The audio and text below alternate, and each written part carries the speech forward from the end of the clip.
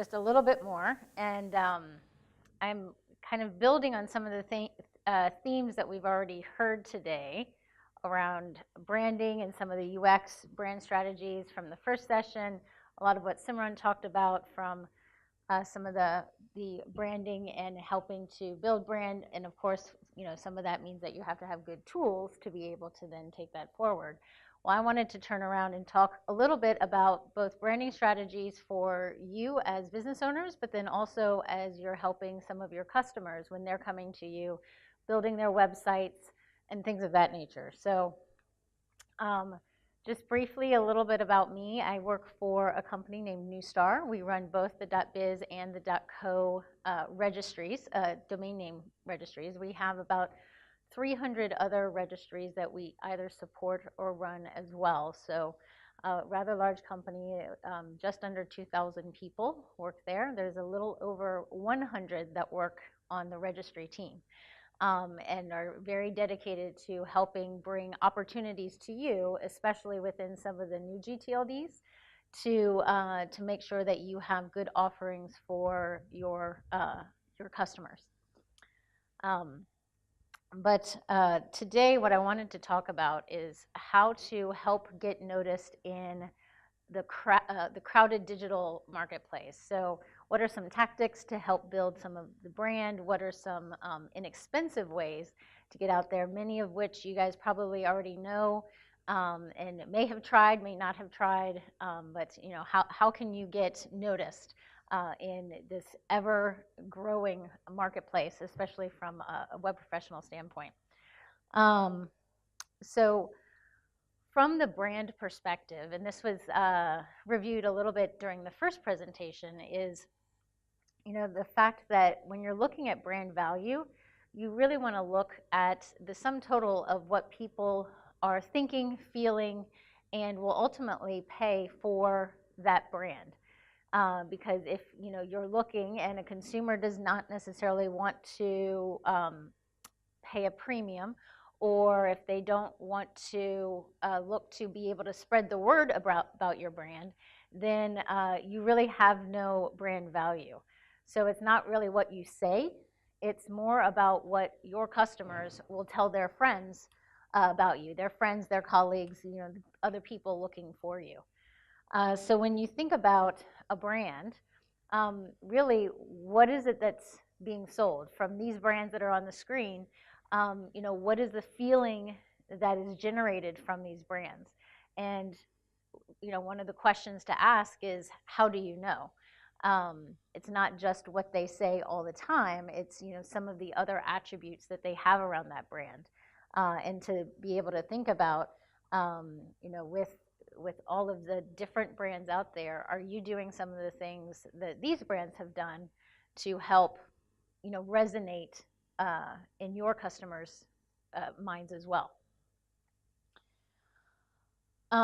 Because there are over 3,000 inputs per day, and it's probably continues to grow, around brand images, digital, everything. Every single day, people are bombarded by all types of advertising. So how do you help get yourself and or your customers to kind of be above the noise, right? With all of the different inputs, from billboard ads to all of the different PPC ads to everything of that nature.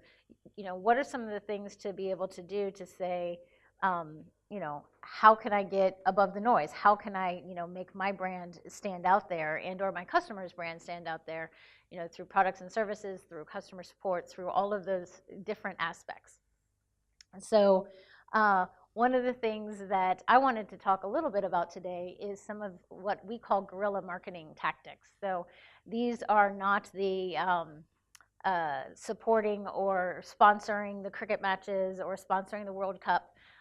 There's only so many large brands that can do that, and it costs millions of dollars. So not necessarily talking about that aspect, although that can work too. So if you do have the budget, that's not a bad thing to look at. But not a lot of us have the budget. So what are some of the other kind of more inexpensive routes that we can go to be able to also get our brand out there?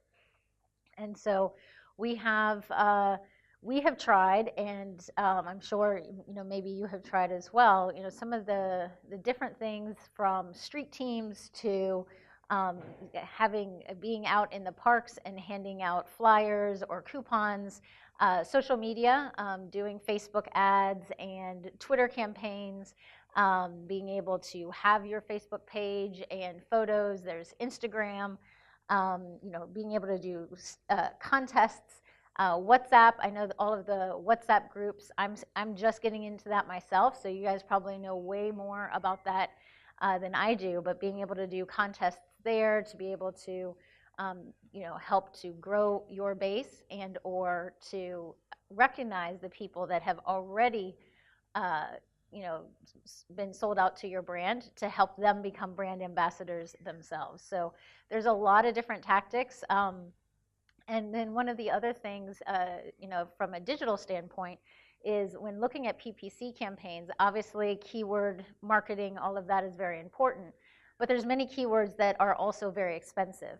But getting into a lot of the more localized keywords so that you can generate customers from your local areas and your hyper local areas. So getting to that standpoint is not as expensive as maybe buying a keyword for soda would be. That would be, for an example, that would be highly expensive versus being able to get down to the local, county, city level for what you're looking for and where you want to be able to generate users.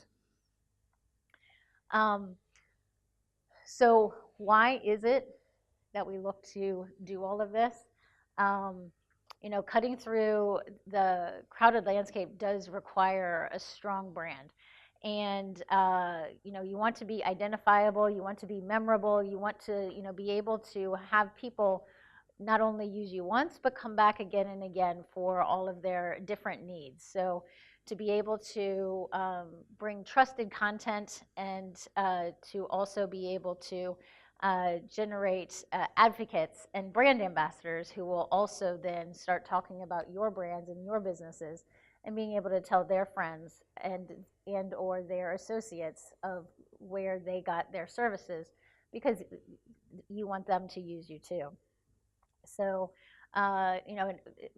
it's said that in an offline world, one advocate will influence 2 people, which is not very much. But in an online world, one advocate will influence up to 14 people because of the way content is created. So the fact that we can share and multiply and multiply exponentially all of those different brand advocates is something that is super important for your brand. So as we learn about how to use digital marketing, how to use that UX design, but really, what is it we're going for? We're going to be able to have people talk about us, to be able to have people really have a brand ambassador so that we can keep moving forward into the future and have really strong, viable businesses. So we really, want to be able to provide value to our customers. We want to be able to innovate. They say if you aren't selling or if you aren't eating, you are being eaten. So we want to be the eaters in this race. So helping to foster excitement and create a little brand value can go a long way, because you can't really hope to build a solid relationship if they can't remember your name. And if they can't remember what you do. So, you want to be remarkable versus unremarkable. You want to be credible, and you want to be rememberable, but not laughable. So just some things to think about, one for ourselves as we build our own businesses, but then also as you are looking to be able to build businesses for many of your customers as well. And I wanted to shift gears for just a minute, and here's a little play on words for our business and something that is near and dear to our hearts. But you always want to be able to master your domain. So get noticed, get found. How can local search and some of those local PPC tactics work for you? And ultimately, we want to win, as well as helping our customers to win as well. And from the customer standpoint, just looking at how can we help to build our customers' brands. And for us, especially in the domain name space, that helps to look at from the naming perspective, right? And how can we be brand heroes so that their websites start with a credible name. Mobile, meaning you want to have mobile responsive sites. And then you also want to help to optimize their online experiences to fit their goals. Maybe Facebook isn't the place for them. Maybe it's Instagram. Maybe a WhatsApp group isn't necessarily the place. Maybe it is. Maybe that's the main way for contacting. But all of those different tactics can really help. And maybe having street teams out won't be good for one customer, but it would be good as a recommendation to another customer. But ultimately, it all starts back at the very basics of what's in a name. If your customers can't be found, if your customers don't have that memorable name and memorable website, it's over. So one of the things that we've been finding lately, I'm sure you have too, this is a little play on the .com, but all the good .coms are gone. So either they will be super premium priced, or they will be very long and unrecognizable, or you have misspellings. You have all kinds of options that are not necessarily optimal for helping to build websites. So we are looking for and wanting to be able to name our customers' websites with a good option that will pick up SEO, will pick up SEM, as well as be memorable. There was a study that was done a couple of years ago by the .co registry, and we found that 57% of small business owners think that naming their website is harder than naming their baby, which I think is pretty funny. Because naming your baby is hard, it's very important. So the fact that naming your website is harder really kind of drives home the matter of naming is very important, especially in the online world. And so, what are some of the things that you want to think about, for your customers? The fact that you want to keep it short and sweet, and memorable. Avoiding those misspellings, avoiding the long or hyphens, unless it's unless it's actually part of a patented brand. Or a copyrighted brand, or numbers within the spelling. You want to be descriptive using keywords and names. There's several options there to review, and then also there are some suggestion tools out there, from Domainer to Bust a Name to many others. There are some tools to be able to help name websites, but also one of the things to really look at is with some of the new GTLD options that are out there. I know the Reseller Club portal has most, if not all, of the new options. So, really being able to look at how and where to provide your customers with something other than a .com. Even when they come to you saying, I need a .com, understanding that and helping to educate that that's a website versus just a .com. You have global extensions like .biz or .co, .net is also out there as well. You have local extensions, the .in, .desi, .vegas or .miami, depending on if your customers want to gain their own customer base in other locations. And then you also have keywords. You have a .flowers domain, you have .attorney, you have .photography. And while that can be used as a main website, it can also be used as identifiers and redirects into a main website. So maybe your attorney customer gets a .net as their main website. Well, we would suggest to have a .attorney as well, because those keywords can then help to drive traffic from that domain name extension too. So, really looking at building a domain portfolio and not just relying on solely one domain name. So really, I just wanted to kind of go through some facts. There are 333 million domain names out there today. 148 of that, 48 million, excuse me, of that is common net together. So there are a lot of common net names. And while obviously naming is a bit